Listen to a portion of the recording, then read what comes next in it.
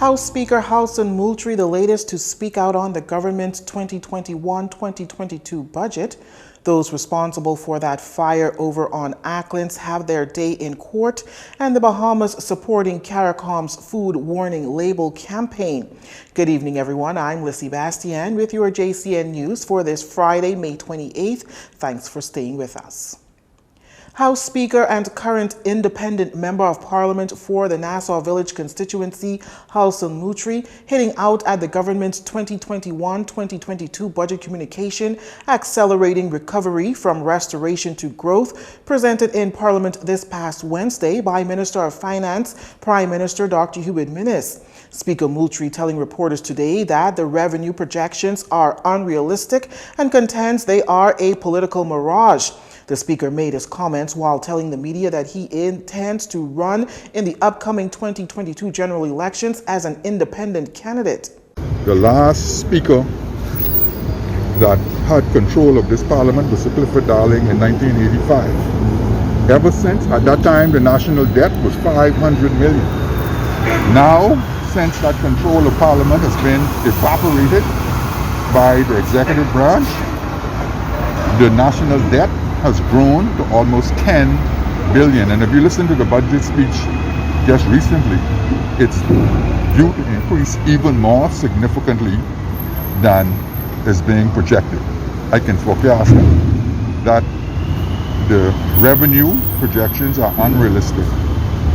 They are more of what I call a political mirage as opposed to an oasis. If you move down the desert, you will see something and you would think it is an oasis, but it is actually a mirage. It's an illusion. Mr. Moultrie resigned from the Free National Movement in February of this year, citing that his patriotic and not to be compromised conviction on fundamental essentials of democracy and good governance, such as the separation of powers, autonomy and independence of the legislature and judiciary, accountability and transparency, freedom of information and respect for the Constitution, makes his continued affiliation and association divergent and untenable. He says his team expects to launch sometime in the next 2 weeks, and that's because of the budget. We expect to launch sometime next week or the week following.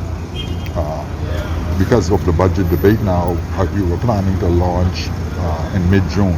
I'm an independent. I'm an independent speaker. I'm not attached to any political party.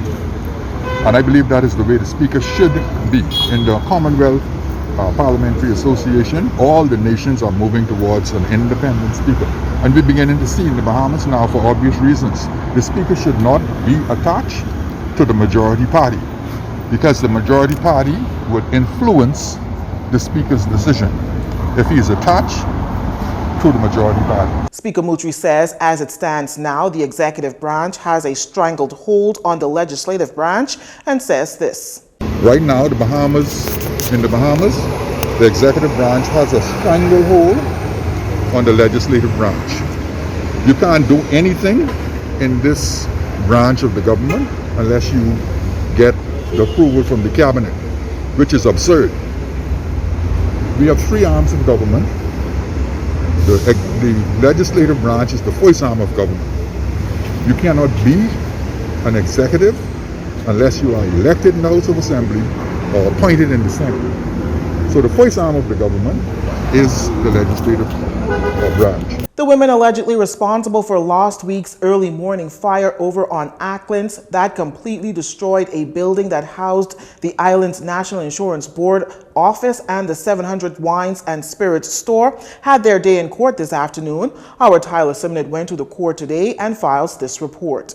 28-year-old Alexis Nicole Williams, seen here in the pink shirt, and 21-year-old Peaches Hannah, seen in the black tam, faced Chief Magistrate Joyanne Ferguson Pratt in Court Number 9 for a laundry list of charges. The duo was jointly charged with conspiracy to commit arson and conspiracy to commit stealing. The details are that on Wednesday, May 19th, on the island of Acklands, they dishonestly received cash in the amount of $22,500, knowing the same to have been obtained or appropriated by an offense. Alexis Williams was charged separately with stealing by reason of employment. Now it's alleged that between Thursday, April 8th, 2021 and Thursday 20th May 2021, she stole cash from 700 Wines and Spirits in Spring Point, Acklands in the amount of $41,254.29. Now, Peaches Hannah was charged with arson of a building where on Thursday the 20th of May, while in Acklands, she allegedly, intentionally, and unlawfully set fire to a stone commercial building valued at $500,000, the property of Sarah Ann McKinney. Two separate charges of arson of inventory items where on the same date intentionally caused the inventory items of 700 Wines and Spirits valued at $89,168 to be set on fire and cause inventory items belonging to McKinney's grocery store valued at $70,000 to also be set on fire. Two separate charges of arson of a vehicle where on the same day it's alleged that she intentionally caused a 2016 Toyota Hilux vehicle, property of the National Insurance Board, valued at $47,955 to be set on fire, and a 2010 Nissan Caravan vehicle, property of Jacqueline Sims, valued at $8,000 to also be set on fire. Arson of equipment where on the same day did intentionally cause equipment items of the National Insurance Board valued at $35,609.90 to be set on fire. Finally, Hannah was also charged with accessory after the fact, where it's alleged that Hannah on Thursday, May 20th, knowing that Alexis Williams was party to the offense of stealing, did assist her for the purpose of enabling Alexis Williams to avoid due process of law. Both defendants were not required to enter a plea and were denied bailed. They were remanded to the Bahamas Department of Corrections until August 25th, where they will be served a voluntary bill of indictment.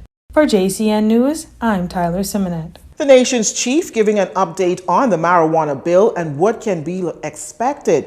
Here's Laurencia Smith with that story. As the draft legislation for the medicinal marijuana bill circulates social media, Prime Minister Dr. Hubert Minnis, while speaking with the media in Parliament Square today, addressed the highly anticipated bill. He says the government is mainly focused on medicinal marijuana at this time. He further adds this. Just like we did with the National Drug Plan, where we had specific committees that monitor disease processes so that new diseases can be added to the list of requirement for marijuana, and we would have a specific committee to ensure that even the physicians who are involved in prescribing that as a medication go through special training and understanding so that there would be no abuse or mishandling. Asked when parliamentarians can expect to start debate on the bill, Dr. Minnis says that he's unsure as the main focus is the 2021-2022 budget debate.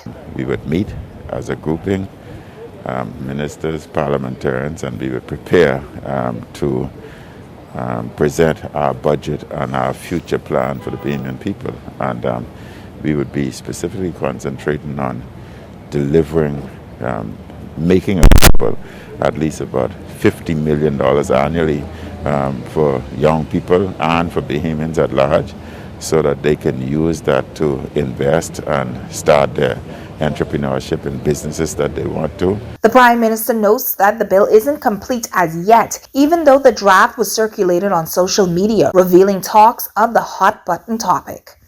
I'm Laurencia Smith for Jcn News.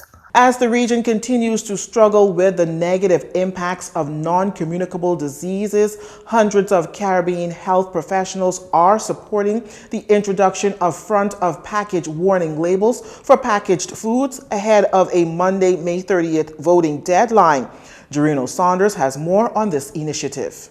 Caribbean health professionals and organizations have publicly voiced support for octagonal front-of-package warning labels to help consumers across the Caribbean protect their health. There has been a month-long campaign spearheaded by the Healthy Caribbean Coalition with key stakeholders across the Caribbean community, CARICOM, currently voting on whether consumers will benefit from the introduction of octagonal-shaped nutrition warning labels on the front of packaged foods high in sugar, sodium, and fats, all linked to non-communicable diseases like obesity, hypertension, cancer, and heart disease.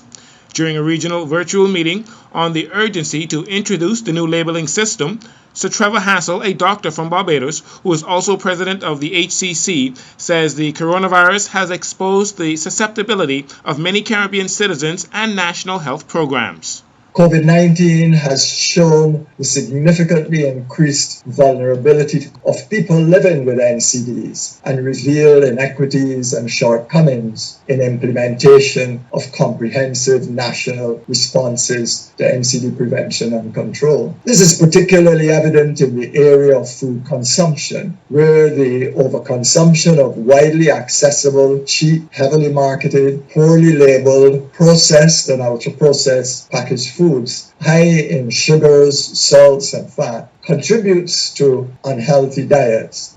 Sir Hassel says there needs to be bold approaches to non-communicable disease reduction to help fill the gap being left by traditional healthcare systems. He sees front-of-package octagonal or stop sign shaped labeling on high-risk food packages as being one of those approaches which CARICOM leaders actually adopted 3 years ago. This process has been supported by technical assistance from PAHO in their capacity as one of 2 key health agencies for the region, whose experts have unequivocally recommended the octagon-shaped front-of-package warning labels and the PAHO nutrient profile model as the most effective nutritional front-of-package labeling system to allow consumers to quickly, easily, and correctly identify packaged products high in sugars, fats, and/or salt.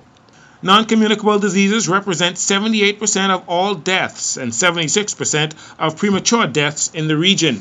Additionally, rates of overweight and obesity in the Caribbean are among the highest in the world, especially among children and teenagers. In 2018, former Health Minister Dr. Dwayne Sands revealed that the Bahamas ranks 6th in the world on the obesity list, has the highest incidence of diabetes, and Bahamians have hypertension, rating the country as number 7 in the world in deaths related to high blood pressure. According to Sir Hassel, over 300 individuals and 40 groups in the region have signed to support the new labeling system, including Bahamians like Dr. Christine Chin of the Healthy Lifestyles team of the Cancer Society of the Bahamas. The HCC, together with a wide range of stakeholders from across the Caribbean, including academics, nutritionists, and dietitians and physicians, strongly supports the octagonal front-of-package nutrition warning label standard and its eventual adoption by Caribbean countries. Our campaign will continue aimed at achieving this objective, which is expected to contribute to the health of the people of the Caribbean. Health professionals in the region have until Monday, May 31st, to sign their support for the initiative at www.healthycaribbean.org. Jurino Saunders for JCN News. You're watching JCN News. Stay with us.